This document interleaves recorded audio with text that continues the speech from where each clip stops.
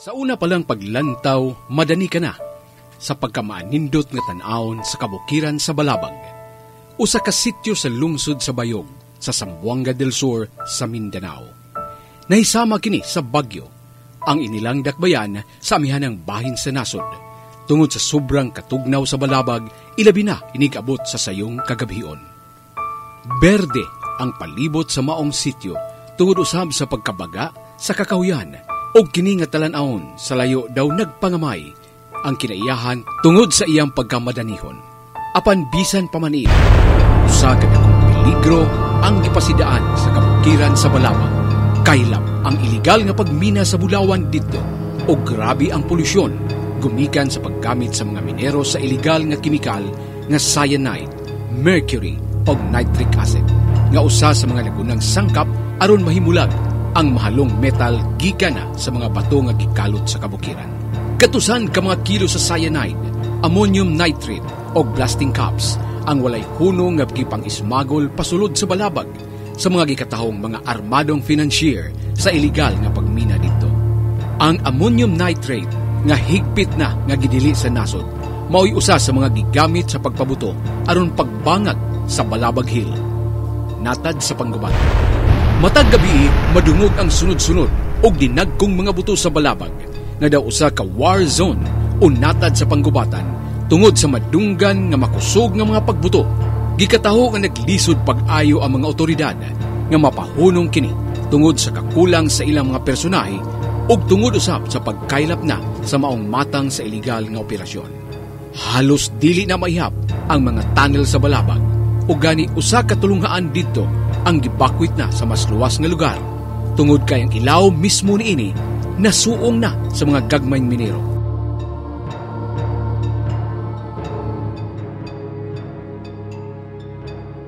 Hadlok manggod mi nga kuwano kanang ingon sa mga classmate nga kuwan daw ko kanang bangag daw niya mo eskwelahan kay nangundang lang mi ingat mi sa Bayog kay kuwan lagi daw ko kay nagud mi kay na-develop kuwan daw diri nga blasting na dungog na mo. Natatakot ako dahil sa nga giban eskwelahan namin nga mga tanim sa lalim. Classmate nga kuwan daw ko ng blasting niya kuwan daw yun kanang nakaundang daw niya ang mga ipambalhin midra man sa tawag nila nga kuwan o kanang TBI gamay dami ipambalhin. President Aquino, tulungan niyo kami para bigyan kami ng wala na yung blasting sa mga tayo sa eskwelahan. Ito, hinapunta namin mga yumi ka ng mayong na eskwelahan dito sa Balabag na kuwan o kanang mayong tapod ang buhang kuwan panang ay maglok naman kung dili magpunta-undang na lang mi kay nalang mi kayo kakuan sa mga eskwela mi kay maglok man mi nga sa mga classmate nga kuwan daw o kanang kuwan daw ni among kuwan maglok daw ni among eskwelahan bangag-bangag naman kung nato Nga wala nagunahuna sa mga kinabuhi sa mga nagtungha ng mga kabataan. Natabunan na lang sa mga punuan sa kahoy, ang sakit nga kamatuuran sa Balabag ug ang walay hunong nga pagmina dito.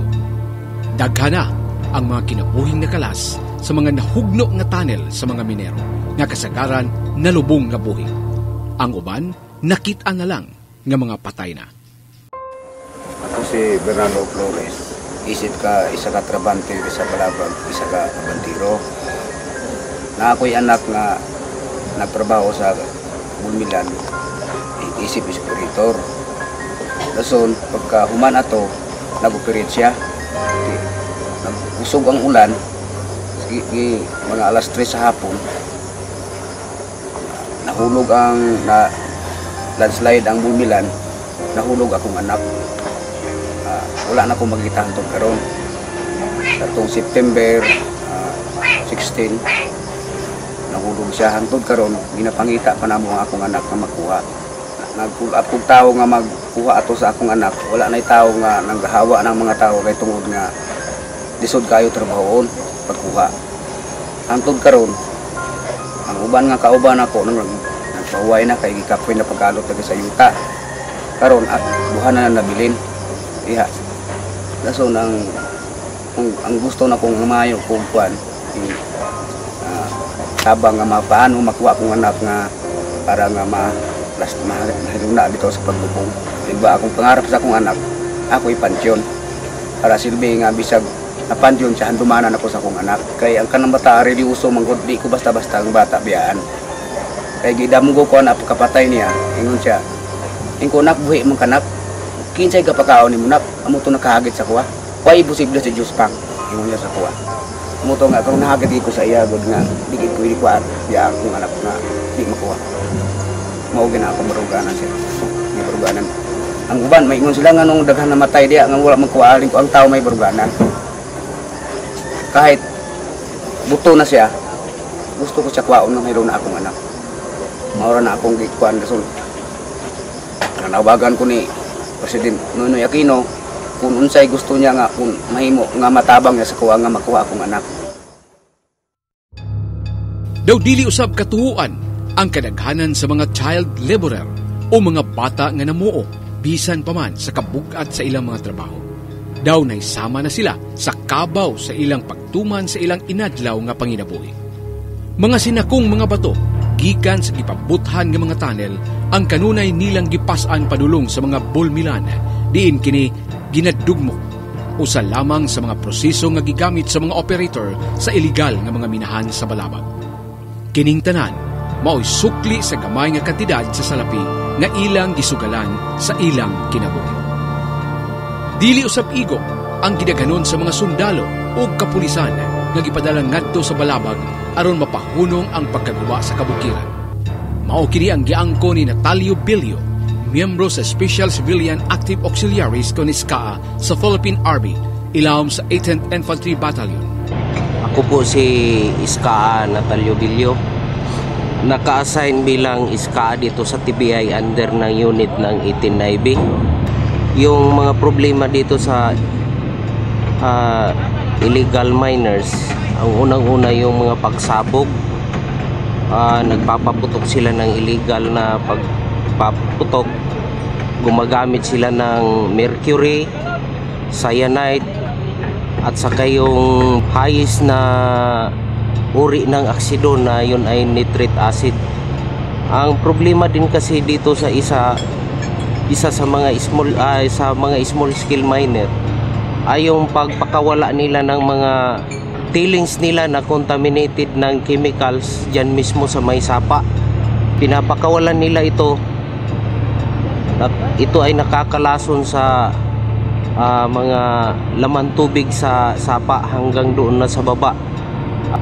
Kinatatakot lang namin ito ay magkukontaminate hanggang sa dagat pa. Saka yung pagkuha nila ng mga minerals na hindi sa tamang proseso, may mga namamatay pa nga, nadadaganan.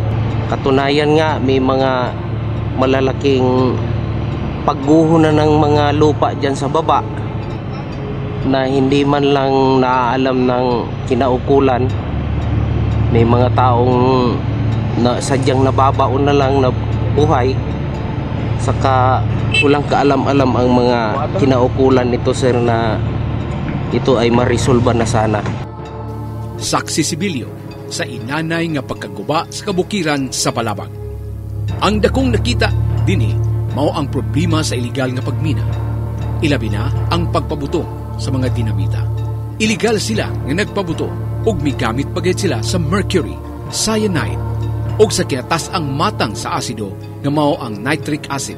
Nagkanayon si Bilio.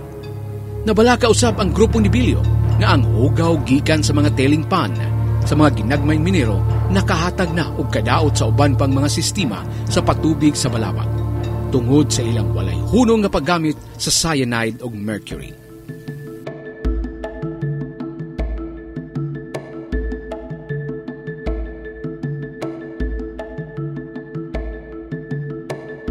Tungod sa pagkaylap sa iligal nga pagmina sa Balabag, daw naisama na kini sa Gold Rush area sa Compostela Valley. Diin katusan ka mga pamilya ang nabuhi niining maong matang sa iligal nga panginabuhi. Wala usay permit gikan sa Mines and Geosciences Bureau, MGB, sa Department of Environment and Natural Resources, DENR, o uban pang mga ahensya sa kagamhanan o kapulisan ang mga financier niining maumatang sa illegal nga pagmina. Sila wala usay gibayad nga buhis ngadto sa kagamhanan.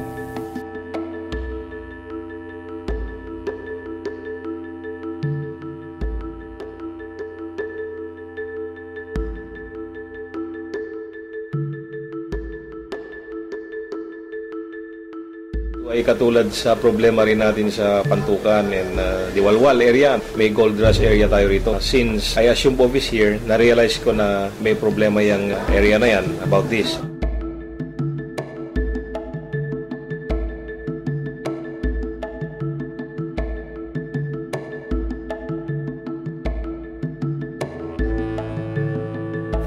Naalarma usab si Haseldo sa nitabong pagbakwit sa tulungaan sa Balabag tungod sa pagmina sa mga gagmayng minero sa ilaw mismo niini. Yung bagong RD ngayon ng PNP, RD Director Estiles, they're asking their help kasi this involves yung explosives. So, nasa domain. Silang may control kasi ng pag-move ng explosives within this region.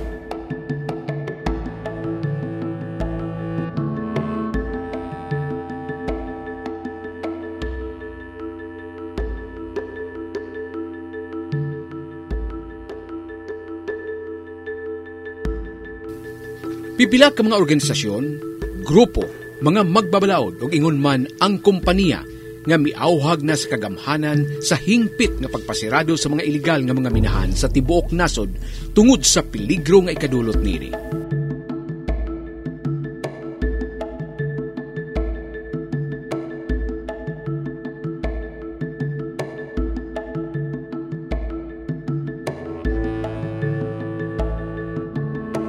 Ako po ay si Ernest Somgao ng Barangay Dipore, Barangay Kagawad.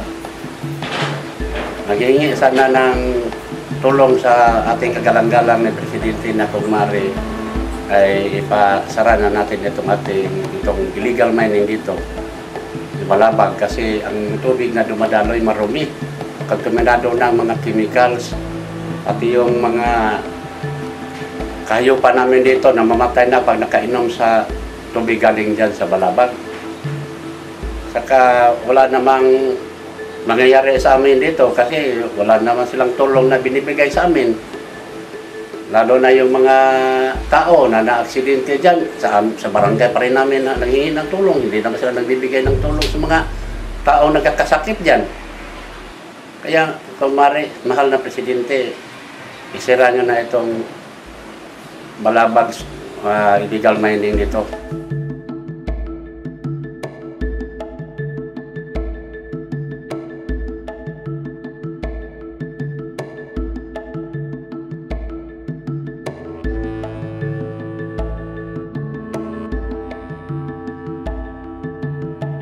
Gatusan ka mga kinabuhi ang nakalas, kumikan sa illegal nga pagmina, dili lamang dinhi sa Mindanao, kundili hangtod na sa Luzon o sa Visayas.